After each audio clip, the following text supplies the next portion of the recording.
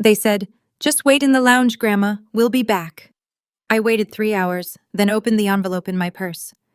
The tickets weren't for me, but they have no idea the deed in my bag wasn't for them. They wheeled me through the airport like I was a carry-on someone regretted bringing. Miller pushed the chair with one hand and scrolled his phone with the other, never once looking down at me. Rosa walked ahead, dragging a suitcase she refused to let me touch, her heels clicking sharp against the polished tile. My granddaughter trailed behind, earbuds in, chewing something she never offered to share. "Seriously?" Rosa muttered to Miller as we approached the VIP lounge. "If she slips on ice, we'll have to FedEx her back in a box." They laughed. I did not blink. I kept my eyes straight ahead, fixed on the frosted glass door that opened into the lounge, a space they had not taken me to in years. Not since Miller made partner and started flying business class. Inside, the air smelled like cologne and cold furniture. A hostess greeted us with a gentle smile, but her eyes flickered when she saw me. Old, small, bundled in a coat I had owned since before Rosa joined this family. She must have wondered why they brought me. "She'll be waiting here," Miller said. "Not to me, but to the hostess. We'll need access for about 30 minutes. They sat me near the window, facing the runway. Rosa handed me a paper cup of coffee, too hot to drink, and a small envelope that said, "Safe travels," in swirling childish font. "Here," she said with a smile that was all lips and no eyes.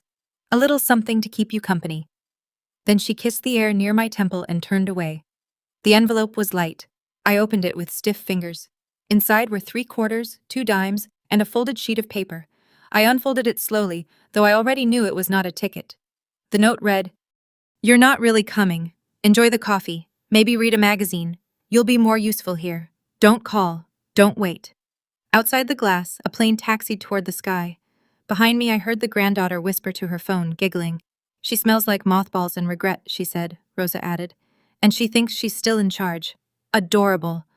I took a sip of the coffee. It burned. I drank it anyway. They left without saying goodbye. 3 pairs of footsteps, 2 adult, 1 adolescent. Tapped away, fading down the corridor. The silence they left behind was not peaceful. It was intentional. 3 hours passed. The coffee turned cold. I did not call. I did not ask for help. I sat still as stone while the sun shifted across the glass, casting shadows across my lap. In my purse, I carried 2 things of value.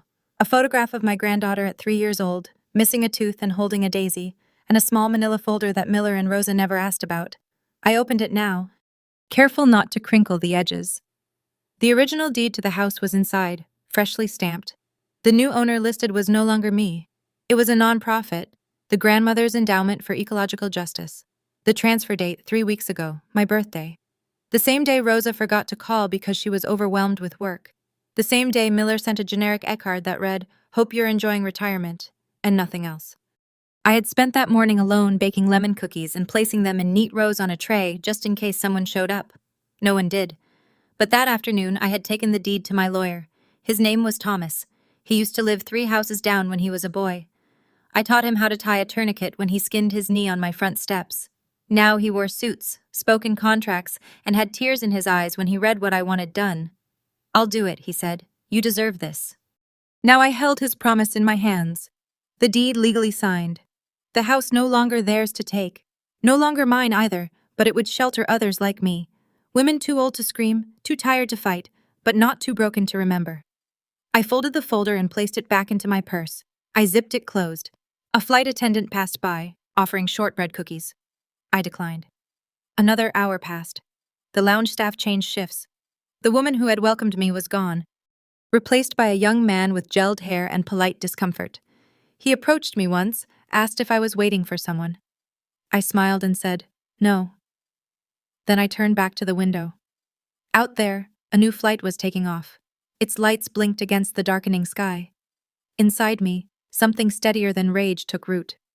They thought I was luggage, unclaimed, unimportant, forgettable. But luggage gets lost. I do not.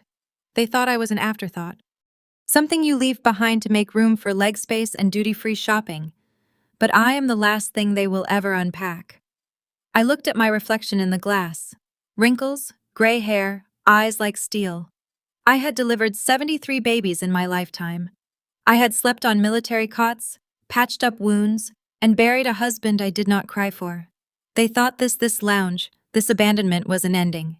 It was not. It was page 1. And they, so sure of their departure, had no idea that the house they called theirs was already gone. I whispered to my reflection, not loud, not bitter, just clear. They think I am excess baggage, but I am the one thing they cannot carry, cannot bury, cannot leave behind. Then I stood up. It was time to go home. I was 23 when I delivered my first baby under mortar fire. We were stationed outside Dang. The mother was 19, scared out of her mind. And the tent was shaking with every distant boom. I told her to breathe. She did. The baby came out screaming, fists clenched like he already knew the world would not be kind. By the time I returned to the States, I had delivered nearly 100 children, each one a miracle, each one a reminder that even in war, life insists on itself. They offered me citizenship in Germany afterward, a stable position in a post-war hospital, full benefits. I declined. The miller was 6 years old. He had not seen me in 2 years. My mother sent me a photograph. Him standing next to a birthday cake, candles unlit, his face solemn. I came home. I chose him. I scrubbed hospital floors during the day and worked night shifts in maternity wards. I sewed his Halloween costumes by hand and packed his lunches with napkins that said, "Be brave." He never asked me where the money came from, how the bills were paid. He just lived. I just worked. When he brought Rosa home, I smiled. She had the kind of beauty that made people pause, the lashes, the lipstick, the way she never touched a doorknob without a tissue. Miller was enchanted. I kept my thoughts to myself. She was already 7 months pregnant on their wedding day, waddling in white lace, glowing with discomfort. When her labor came early, it was me, not the midwife she had hired, who caught the baby in our kitchen. She was hemorrhaging. I held my hand against her womb and whispered, "You're not dying here." I stayed awake for 2 days to monitor her. I washed the sheets in silence. She never mentioned it again. They named the baby Sarah. I called her Sunshine. She used to crawl into my lap with her books and whisper secrets into my scarf. I saved every crayon drawing she gave me, tucked them into a box labeled Hope. When Miller was diagnosed with pancreatic cancer, I moved into their guest room. Rosa called it temporary. It became permanent. I kept him alive. Bone broth, leg massages, medication charts. Rosa posted quotes. I stayed awake. He recovered. The doctors called it rare. He called it nothing. Mom, the TV in the guest room buzzes. Can you fix it? I fixed it. When I gave them the house, I thought I was giving them peace, a stable roof, a future. It's yours, I said, signing the papers, my hands trembling. Consider it a wedding gift. Rosa smiled, all teeth. That's so generous of you, Miller nodded. You'll always have a place here. But slowly, my place became smaller. First, it was the pictures. I noticed mine vanished from the living room shelf. Then my knitting basket was moved to the garage. Then my food was labeled in the fridge like I was a tenant, not a mother. Rosa began complaining about smells. That soup you make, it's pungent. She lit candles in every room. She sprayed perfume on the couch after I sat. She is getting forgetful. She told Sarah, "Do not let her help with your homework. It is better if she just rests." I heard her on the phone one night laughing with a friend. That old bat is just here so we look like we care. I did not confront her. I did not cry. I simply folded the laundry tighter. Miller said less and less to me as months passed. Work, stress, distractions. I asked him once softly, "Do you remember when you were 10 and had a fever of 104? I stayed up for 3 days with you." He shrugged. "That was a long time ago, Mom. So was Vietnam. But I remember it like it was this morning." I kept a photo of baby Sarah in my wallet. Not the teenager she had become. The baby fresh from the bath with soap behind her ears and a gummy smile that made me believe the world was still good. Now she barely acknowledged me. Rosa had told her I was fragile, outdated, a bit off. They did not yell, they did not hit, but they erased me inch by inch until all that was left was a chair in the corner and the sound of my own breath. Still, I made her lunch for school. Still, I folded his shirts. Still, I scrubbed the bathroom tiles while they called themselves busy. And when the time came for the trip to Antarctica, I packed my own bag, even though they never asked me to, because I knew before they said a word. The idea of Antarctica was Rose's. She made it sound glamorous. Once in a lifetime. A cruise past the glaciers, maybe even see penguins up close, she had said. her voice rising like she was auditioning for a commercial. Miller nodded absently, scrolling through his tablet. Sarah's off school that week. It could be good for all of us. They spoke as if I were part of all of us. I smiled faintly and said nothing. Weeks passed. They discussed flights and cabins, excursion gear, even which coat Miller should buy for the cold. No one asked if I had a passport. No one asked if I needed help packing. I offered once to sew thermal linings into Sarah's mittens. Rosa replied, "Oh, they make better ones now, factory sealed. Thanks, though." I began to sense the shape of the exclusion long before it was named. One evening, as they laughed over dinner reservations in Ushuaia, Rosa leaned across the table, wine-glazed and smug, and said, "Well, at least we'll have more legroom. Leave the fossil behind." She giggled, glancing at Miller, who chuckled behind his napkin. I looked at the flickering candle between us. "You mean me?" I asked softly. She waved her hand.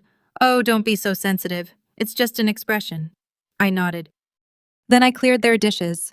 That night, I checked the safe in the upstairs closet. I kept it behind a row of unused coats, my coats now shoved into the shadows. The manila folder that once held the house deed was missing. I searched carefully, methodically.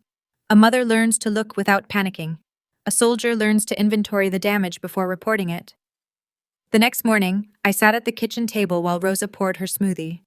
"Rosa," I said gently, "have you seen the folder I keep in the safe upstairs? The one with the house documents?"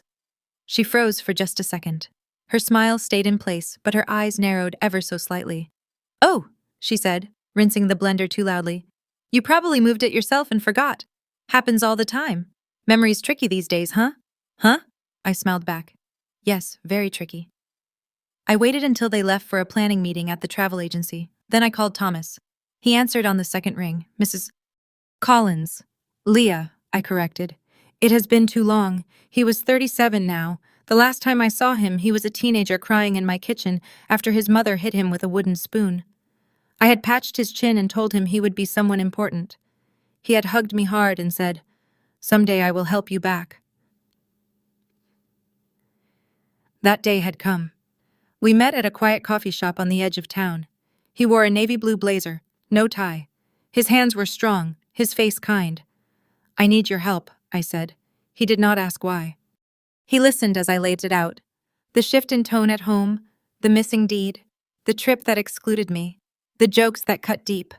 I told him I wanted to transfer ownership of the house, not to Miller, not to Rosa, but to something that could never betray me. "A non-profit," I said. "Something stable, something that can carry my name without erasing me." He nodded slowly. "Do you have one in mind?" I reached into my purse and pulled out a folder I had been assembling quietly for months.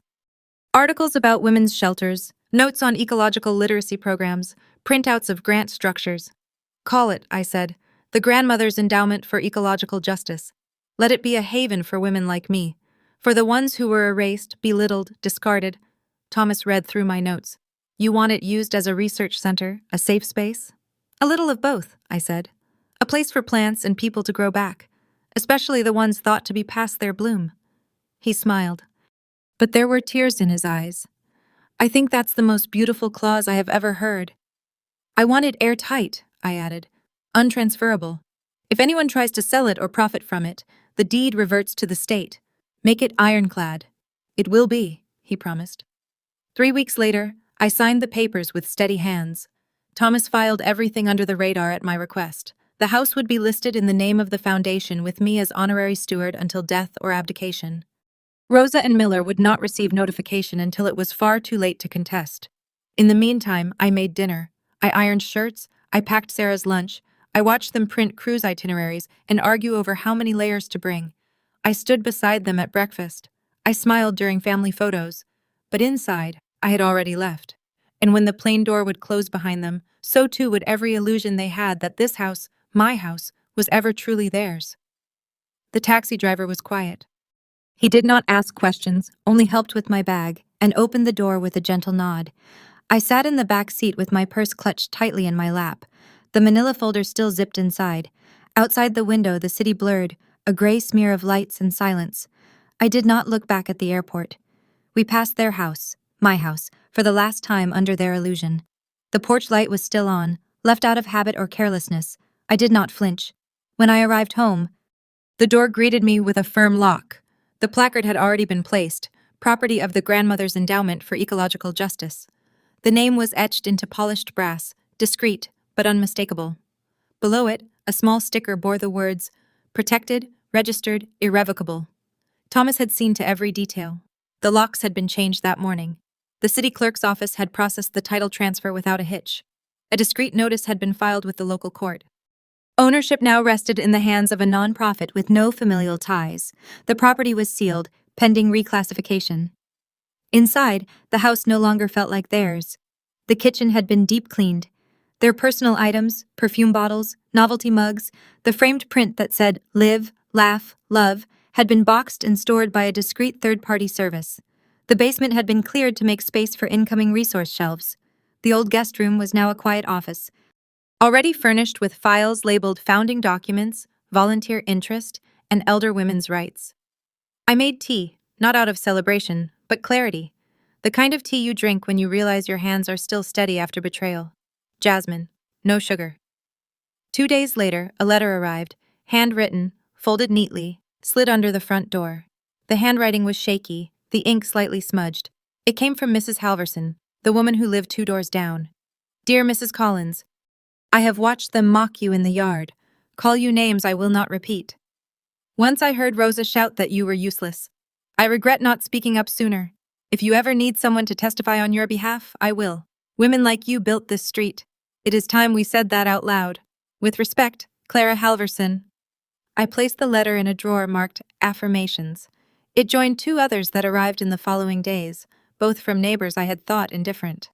Meanwhile, Rosa discovered her access to the joint bank account had been revoked. She called the bank in a fury, demanded they fix the glitch. But there was no glitch. I had been a co-owner since the account's creation. Her name had always been secondary. With Thomas's guidance, I had enacted my full rights and locked the account until further notice. She emailed me once. Short, venomous. "You'll regret this. Sarah will be traumatized. You're sabotaging your own family." I did not respond. Instead, I opened my first community workshop at the local senior center. The room was modest, folding chairs, dusty windows, a pot of coffee that had seen better days. But the women who came carried stories heavier than mine. I did not stand behind a podium. I sat among them and passed around printouts labeled Basic Legal Rights for Elder Women. We discussed power of attorney. We talked about inheritance laws. We spoke quietly at first, then louder. About emotional theft. One woman cried as she described being moved into her son's garage just until we remodel. That was 3 years ago. Another whispered that her daughter-in-law had told her to stop buying groceries because you're not contributing enough to make decisions. I nodded through all of it, not as a savior, just as someone who had made it through the fire and still remembered the heat. Word spread slowly, the way good things do. No ads, no influencers, just one woman calling another saying, "She understands." By the 3rd week, we had 15 regulars. By the 6th, 30, a retired librarian offered to catalog our materials. A former court clerk volunteered to teach a class on restraining orders and conservatorships. A bakery down the street donated bread rolls every Tuesday. We named ourselves quietly, the Endowment Circle. Every session began the same way. I would say, "This space belongs to no one and everyone. You are not forgotten. You are not too late." I did not speak of Rosa or Miller or the house. I did not need to. The women around me were my answer. And in the silence of those afternoons, filled with the sound of pens scratching, paper passing, breath being held, then released, I felt something I had not felt in years. Vindication, not vengeance. A slap not shouted but whispered. The kind that leaves a mark not on the cheek but on the conscience.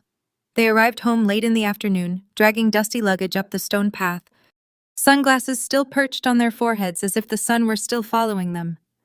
Miller went for his keys first, patting his coat, then his jeans pocket, then turning with furrowed brows toward Rosa. "Did you change the locks before we left?" he asked, rattling the door knob. Rosa blinked at him. "Why would I change the locks? You had the keys." He jiggled them again. "Nothing." The door stood firm. That was when Sarah noticed the brass plaque mounted cleanly on the gate, right above the mailbox, where my hands had dropped thousands of letters over the years. Property of the Grandmother's Endowment for Ecological Justice. Authorized use only. Sarah read it aloud, her voice thin. Rosa stepped back, color draining from her face. What? What the hell is this? Miller pulled out his phone. It's probably a mistake, a clerical thing. I'll call someone. Sarah pressed her hand to the glass and peered in. All the furniture's moved, she whispered. The pictures are gone. Even the ugly vase Grandma liked. Rose's voice sharpened. This is absurd. It's our house. Miller called the police. He used the calm, firm tone he reserved for customer service lines and airline complaints. Yes, I need to report a possible break-in at my residence. They waited by the curb, shivering slightly now that the sun had dipped behind the trees. The suitcases sat like orphaned dogs by their feet. When the patrol car pulled up, 2 officers stepped out, one older, one fresh-faced. The senior approached, hands in pockets, eyes scanning the plaque on the gate. This your residence? He asked. Yes, Rosa snapped. We just returned from overseas and someone has clearly, The officer raised a hand gently. Ma'am, we ran the property deed when the call came in. This house is registered to a nonprofit foundation. It was legally transferred over a month ago. There's no record of your names on the current title. Miller stiffened. That's not possible. My mother lives here. The officer nodded. She did. But she's listed as the transitional steward of the property, not an owner. What does that even mean? Rosa barked. It means, said a new voice, low and steady, that you no longer live here. They turned in unison. I stood behind the lace curtain of the front window, the one Rosa had once called tacky. I pushed it aside and opened the door with care. Rosa's mouth dropped. You're supposed to be at the airport. I was, I said, stepping outside, the air cool on my cheeks. Then I came home. Sarah stepped forward, eyes glossy with confusion. Grandma, we thought you'd be gone by now. We needed a vacation. I looked at her gently. And now you have a permanent one from this house and from the heart that built it. Miller stared at me like I was a ghost. You did this? I nodded once. I protected what was mine and what was never yours to steal. Rosa lunged toward the steps, eyes wild. You ungrateful? After everything we've done for you? The younger officer moved between us. Ma'am, I'm going to have to ask you to remain on the sidewalk. Rosa screamed, not with fear, but with disbelief. The kind of scream someone makes when the narrative they wrote crumbles in their hands. You'll regret this, she shouted. You'll die alone in that empty house. I tilted my head. I have more company now than I ever did with you in it. Miller stepped forward, voice trembling. Mom, please, let's just talk. You could have told me. Told you, I echoed. Like the way you told me you were recovering from cancer, then asked me to wash your socks and empty your bedpan without ever once saying thank you. Like the way you told me this house was still my home, right before laughing when she called me a fossil. He looked down. I was always quiet, I continued. And you mistook that for weakness, but silence is not the same as surrender. Sarah wiped her nose. Can I get my books? My laptop is inside. I nodded. You may take what belongs to you. A representative from the foundation will supervise. Everything else stays. The older officer offered to assist. I stayed on the porch while Sarah and the officer disappeared into what had once been her room. Rosa paced like a caged animal. You can't just do this. There will be consequences. Legal consequences. I folded my hands. The law knows. I made sure of it. The transfer is final. The locks are changed. The utilities are in the foundation's name. The taxes are prepaid. You are yelling at a brick wall. Sarah emerged 10 minutes later with a small duffel. She did not meet my eyes. That was all right. Some things take time. Miller put his arm around her.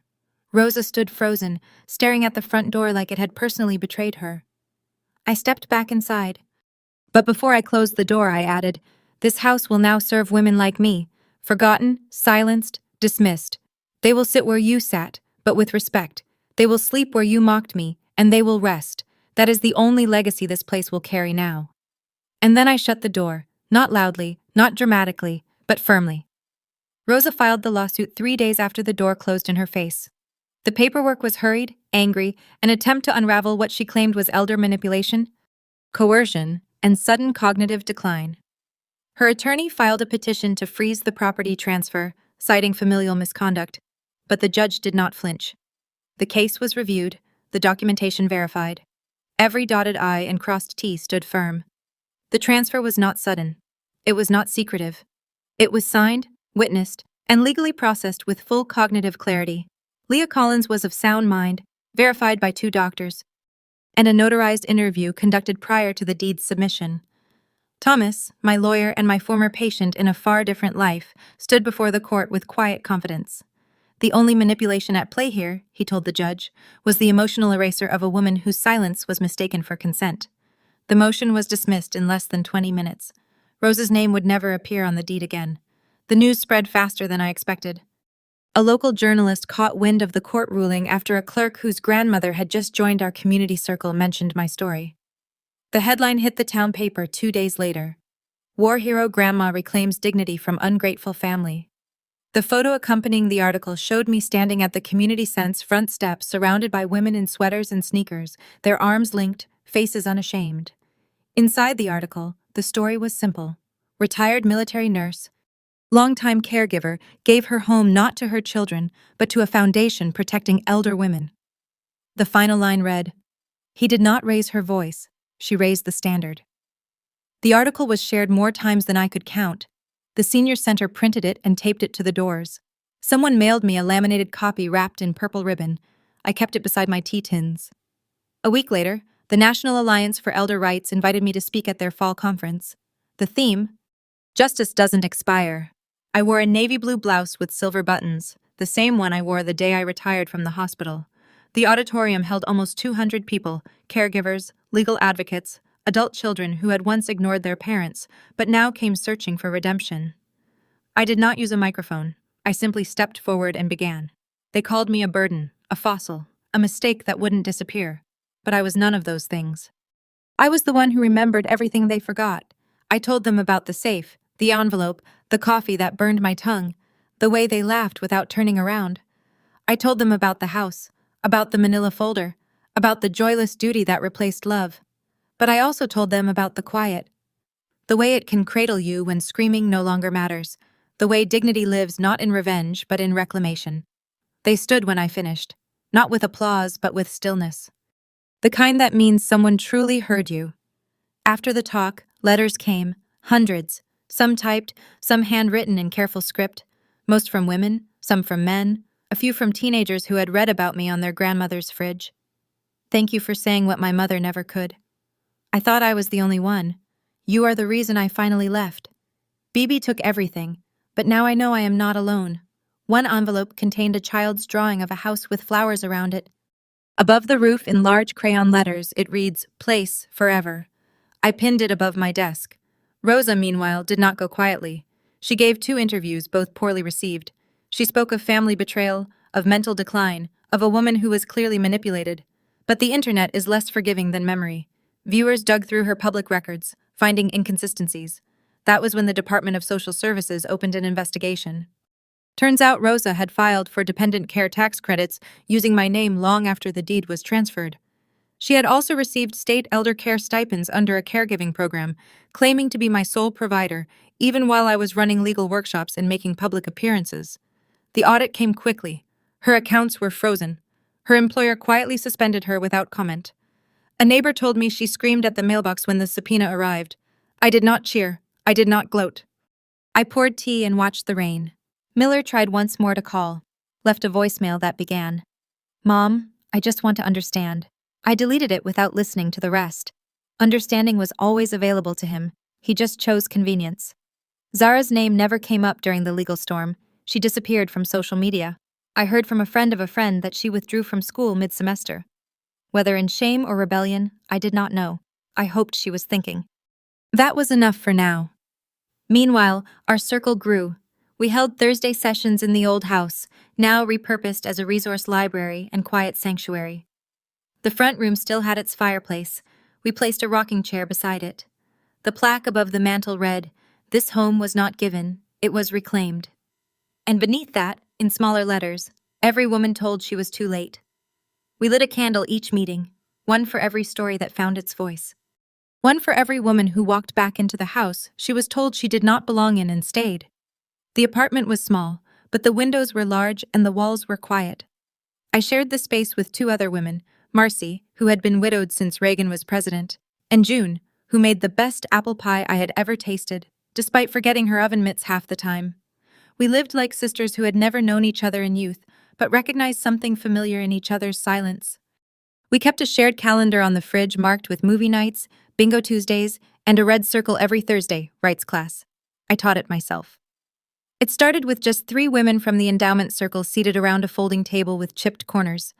I printed handouts from a borrowed copier. The first session was titled Basic Legal Rights for Older Women. We went over wills, healthcare proxies, guardianship laws. No one interrupted. They wrote things down like students who finally understood the language being spoken. By the third week, the table was full. We had women coming from neighboring counties, arriving with tote bags and thermoses, faces lit with cautious hope. Some came in silence, others came with stories. The adult son who moved his mother into the garage just until the kitchen remodel. The daughter who blocked her mother from using the thermostat. The granddaughter who told her grandmother she outed her college tuition. They spoke. I listened. We all healed a little. One Tuesday afternoon, I came home from the market to find Sarah sitting on the bench by the front stoop. She was older than I remembered, or perhaps just worn around the edges. Her hair was unbrushed, her eyes rimmed in red. She stood when she saw me. "Hi, Grandma." I nodded but said nothing. "I saw it," she whispered. "Every time they mocked you. I thought if I stayed quiet, I wouldn't be like them. But silence made me worse." I unlocked the door slowly. "You saw it." She flinched. "I was a kid. You were 16, I said. Old enough to have a voice. Old enough to hear me cry through the wall. Tears spilled freely now. "I am sorry." I looked at her, not coldly, but not kindly either. I had waited too long for kindness that never came. "Silence is not neutral," I said. "You watched them hurt me and said nothing. That too is a choice." She covered her mouth and nodded. Can I make it right?" "There is no undoing," I said gently. "But there is doing better. That is still something. You can start." And she did, week after week, not to earn forgiveness, but to learn how never to be like them again. She came to one class, then another. She sat in the back, took notes, asked questions. Once she volunteered to help pass out handouts. I let her. That spring, the Women's Advocacy Network hosted their annual Legacy and Light Awards, a ceremony for women over 60 who had impacted their communities in lasting, meaningful ways. I did not know I had been nominated. On the night of the event, I was called up without warning. The auditorium dimmed. A voice read my story. Not the version Rosa would have told, but the real one. A woman who gave birth to hundreds, but was nearly erased by the family she raised. A woman who turned pain into purpose and silence into structure. When I stepped onto the stage, I saw a familiar face in the front row. Ellie, my daughter. She stood, tears on her cheeks, and clapped harder than anyone else in the room. Beside her, a boy in his early 20s held a canvas wrapped in gold ribbon. Jacob, my grandson. Ellie approached the podium with him. She took the microphone and said, "I left when I was young because I thought I had to, but I never stopped needing you." Then she turned to me and unwrapped the canvas. It was a painting, simple watercolor. But it stopped my breath. I was standing in the middle of a garden.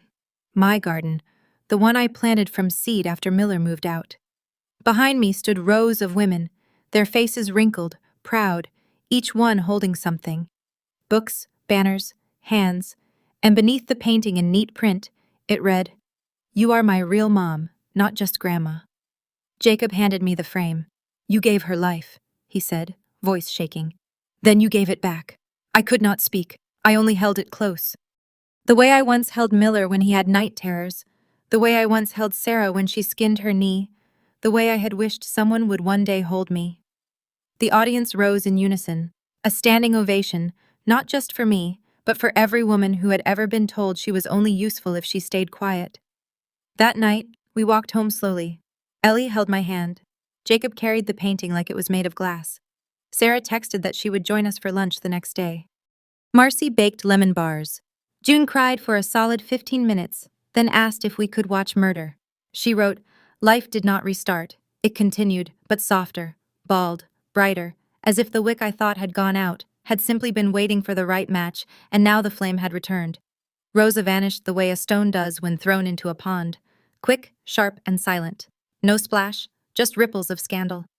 After the investigation into her fraudulent caregiving claims, Her social media accounts disappeared. Her name was quietly removed from a local charity board. A friend of mine saw her working part-time at a boutique out of town, wearing sunglasses indoors and refusing to speak unless absolutely necessary. Miller fared little better. His employer found the headlines too uncomfortable to ignore. He was let go without prejudice, but not without whispers. The same colleagues who once toasted him at board dinners now crossed the street to avoid small talk. His reputation built on curated success and borrowed virtue crumbled under the weight of a single truth. He had forsaken the woman who built his foundation. He came to see me once. It was raining that afternoon. I heard the knock, slow and reluctant. I opened the door to find him standing beneath the awning, thinner than I remembered, his coat soaked through. "Mom," he said. I did not speak. I wanted to say I'm sorry. I studied his face, the same face I once wiped fever from. The same jaw I kissed goodnight for 17 years. Now slack, now reaching for something he never earned. "You had years to say sorry," I said calmly. "You chose silence." He swallowed hard. I didn't know what to say. "You had every word," I replied. "You just chose yourself." I did not invite him in. He did not ask. He left the same way he came, unresolved, unnoticed by the world, but heavy with the weight of consequence. Weeks later, Ellie showed up at my door with a suitcase and a smile. "I booked the trip," she said. "We're going to Antarctica." We flew from Boston to Buenos Aires, then onward to Ushuaia, the southernmost city in the world. From there, we boarded a research vessel that cut through icy waters like a needle through silk. Every morning the sky stretched endless, and every night we watched the aurora bleed across the dark like a promise kept. She held my hand the night we stepped onto the ice. The air bit at our cheeks, but I had never breathed more freely. "This was supposed to be your trip," she whispered. Years ago, I shook my head. "No, this was always ours. Back home, the house, my old house, their once claimed inheritance, had become a sanctuary. We called it the Hearth, a library of resilience, a home for workshops, poetry readings, grief circles, even small garden therapy sessions in the back. The door stayed open during the day. The kettle was always warm. We hosted a community event each solstice. It became our ritual. Light for the longest night, warmth for the coldest days. That winter, I organized a memorial, not for someone who had died, but for someone who had died in my heart. It was Miller's name on the candle, not because I hated him, but because the grief had no other place to go. I needed to mourn the son I once knew, the boy who used to cry when scraped, the teenager who painted my mother's day card in crooked letters. Jacob helped me arrange the chairs. The room was quiet but not somber. There were no eulogies, only presents. We placed a photograph of Miller at the center, young, smiling, holding baby Sarah with uncertain hands. Each attendee held a candle. Ellie lit the first flame. Then Jacob lit the next, then the next. Finally, Jacob stepped forward with the photograph and placed it in the center, encircled by soft flickering light. He turned to me, eyes wide, voice steady. "Grandma?" he asked. "Is Bad gone forever?" The room held its breath. I touched his cheek, looked into the face of a new generation, one that had seen pain, yes, but also growth, regret, return. "Bad doesn't go," I said gently. "It waits, but so does love. So do we." The candles burned low. No one moved. Outside, snow began to fall, soft and soundless. Later that evening, as I sat by the fire with Ellie and Jacob, I found the words that had waited years to be spoken. "They left me at the airport," I said, voice quiet but firm. "But they came home to nowhere." Ellie nodded. "And you?" "I came home to myself." I looked at the hearth at the flicker of embers reflecting in the window. "Justice didn't shout," I continued. "It stood." I breathed deeply. The room smelled of lemon tea and cedarwood. So did I. It's thank you for staying with me through the end of this story. If it made your heart ache, if it made you remember someone you once were, or someone you still are, then you are not alone. Too many women live their final chapters in silence.